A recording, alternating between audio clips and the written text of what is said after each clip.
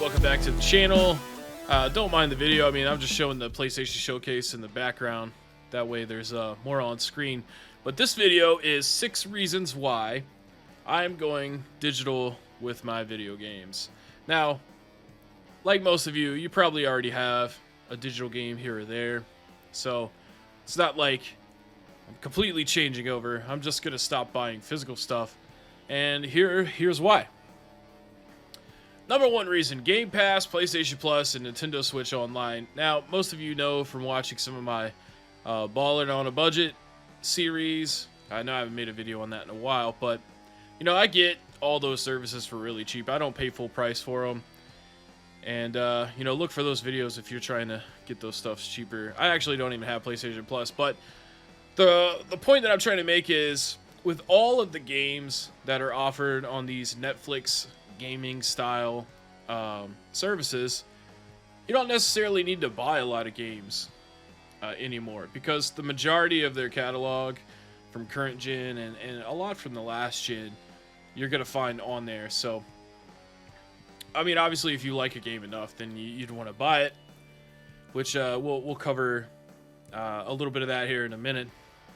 But second reason is I'm tired of having a combination of physical and digital games. So I'm a little bit OCD.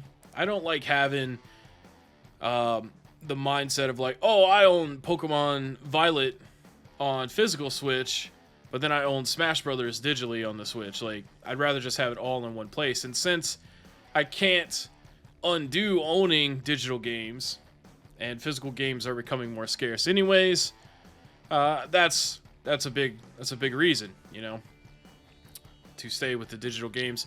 And I know a lot of people, they like to say, especially for movies, they're like, well, what if they take it off the storefront? Then I'll just fucking download it. I'll steal it because I bought it, you know, bought the right to use it. And if you take that away, that's on you, bro. But if I want to play the game and I can't buy it for $5, then I'll just download it. Reason number 3, I can't trade in digital games. So I know a lot of people out there share the same feeling, but how many times have you bought a game and then traded it in after you got tired of it? And then like 7 months later, or maybe a year or two later, you're like, damn, man, I wish I still had that. I've owned like 15 PS2s in my life because I'll get it, get tired of it, and I'll just get rid of it. You know, I don't want to hoard a bunch of stuff. I mean, I already collect, you know, CDs and wrestling and shit like that. And hell, I don't even really want to buy CDs anymore. I'm going to go digital with that as well. I mean, hell, I use Tidal all the time anyway, so. Number 4, digital store sales are better most of the time. If you could wait for the New Year's sales, the winter sales, the summer sales, the fall sales, you could get games like super cheap. So there's really no point in having physical games, or, you know, spending all that extra cash to own a game physically when you could just wait 2 months for it to come out. 2 months after its release date is typically $15, $20 discounted. So, I mean, that's a good enough reason for me. You know, just be patient. You know, you don't have to have every game as soon as it comes out. And not only that, but most of the time the shit don't work when it first comes out anyways. So it's better to wait. Or, you know, they'll make a Game of the Year edition, and then that's when you can get in with the DLC and stuff included. Which, by the way, speaking of Smash Brothers earlier, Nintendo needs to make like an Ultimate Edition that has all that DLC, because I'm not spending $60 on all those extra characters. Or they can include it on the Nintendo Switch service, like the online service. Number 5, I prefer the presentation over shelves, or like over keeping it physically on a shelf. And it saves space as well. I like having that, you know, that Netflix style display, like with all the game art and stuff. I have GOG, the GOG software on my computer. And, you know, that displays it pretty nice. But also, you know, Steam, whether you're using the, what do they call it? I know they don't call it big box mode, but you know what I mean? Like, it's just better to have it digitally. And you don't have to get up and switch the disc or the cartridge. Which, you know, I've been looking for more ways to not be lazy these days. But I think I think I can make up for it in other categories of life.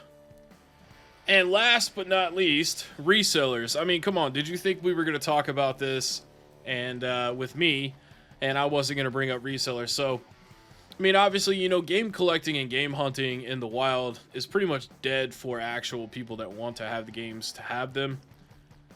Because, you know, resellers are always going to beat you there because, you know, they have more time on their hands to do that kind of thing most of the time. And, you know, I don't want to pay all that money for a game. Like, why would I try to track down a $40 copy of, like, I don't know, Final Fantasy VII on eBay or whatever when I could just buy it on the Switch for $14.99 or wait for it to go on sale for $9.99? I don't need to have the physical game. Plus, you can't get a bunch of scratches on a digital game, which I guess is kind of like a bonus reason. But that's just that's my thoughts on the whole thing. So I know this video is a little different than my traditional stuff. I kind of just wanted to do it all in one take, and wasn't as funny as I normally am. But yeah, I just figured I'd do this video and get that opinion out there. I know a lot of people probably don't give a shit, and that's cool too. But I appreciate you guys watching, and hope you have a great Memorial Day weekend. And I'll catch you in the next video. Take care, guys.